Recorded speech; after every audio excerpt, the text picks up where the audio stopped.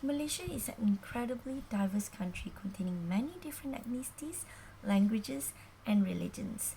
People from each ethnicity have generally retained their ancestors' cultures, customs.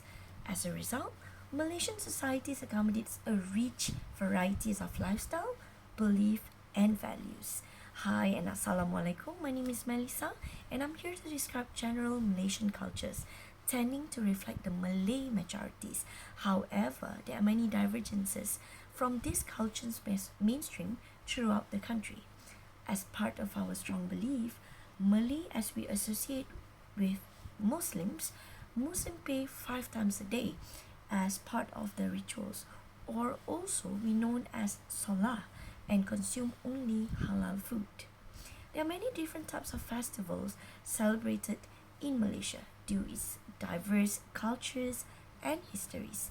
The Malay celebrates Hari Raya Puasa and Hari Raya Haji ever sincerely.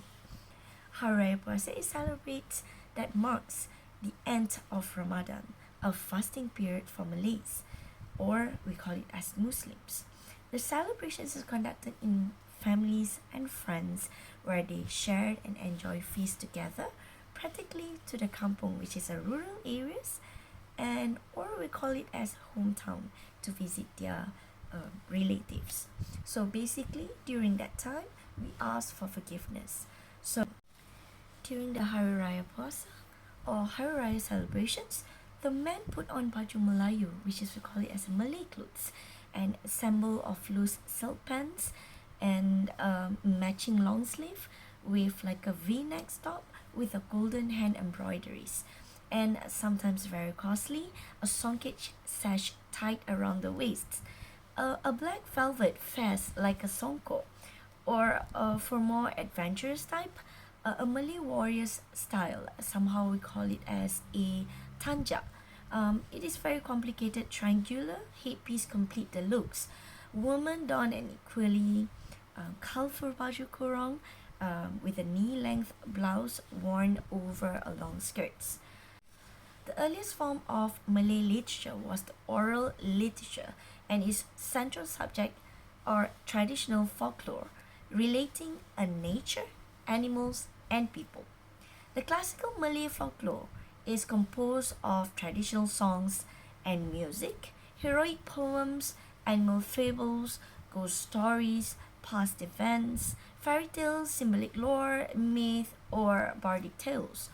Each of these stories possesses its own energy in terms of character, spirits, backdrop, and storytelling was largely crafted with the intent of happiness, guidance, educating, reminiscing, explaining among few.